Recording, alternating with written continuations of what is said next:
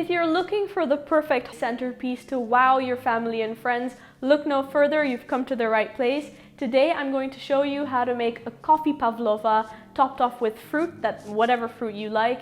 It's crunchy on the outside, chewy and soft on the inside, and topped off with a coffee cream. It is to die for, and I guarantee that if you are a coffee lover, you will love this recipe. So let's get started. Start by preheating your oven to 180 degrees Celsius or 350 degrees Fahrenheit. And next, you'll need to separate 3 large eggs.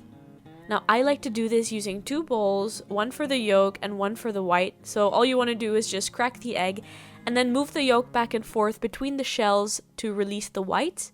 And you need to make sure there are no traces of the yolks in the white, as that might affect how the egg whites whip. And if you have a better way to separate the eggs, then let me know in the comments down below. I'm curious as to how you guys do it. Transfer the whites to a large, clean glass bowl and whip them well until you're left with a thick, foamy mass.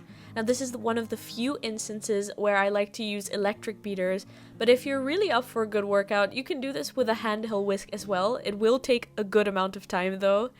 Essentially, if you turn the bowl over, no whites should fall out, but proceed cautiously if you do this. At this stage, gradually trickle in 150 grams or 3/4 of a cup of granulated sugar. Do this 1 to 2 tablespoons at a time, beating well after each addition. It'll take around 10 minutes in total.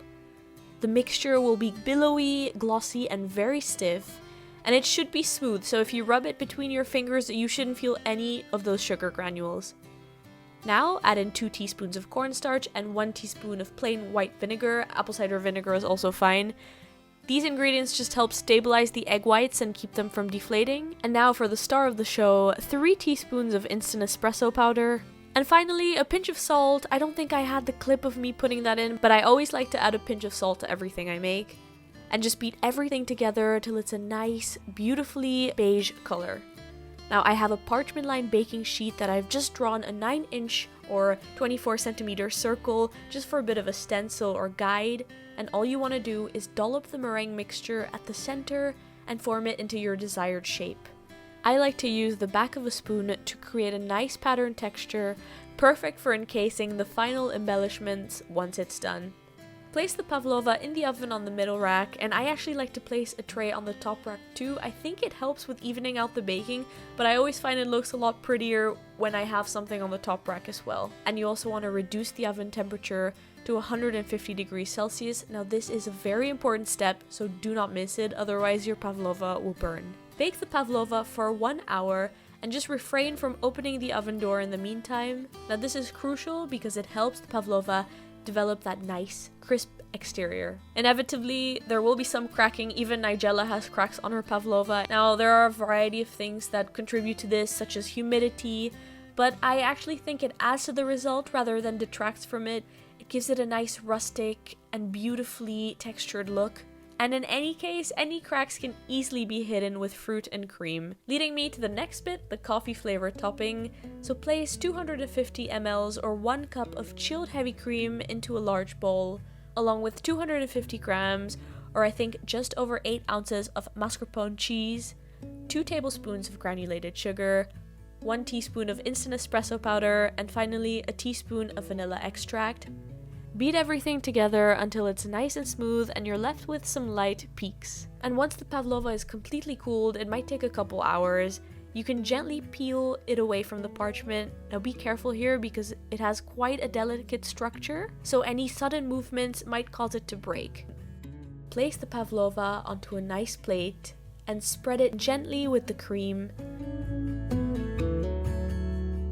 And finally, finish with some fresh fruit or berries of your choice. At the farmer's market, large, vibrant blueberries were in abundance, so that was my preferred option for this dessert. You can also finish with some chocolate curls if you like, and you want to serve this immediately after topping with the fruit.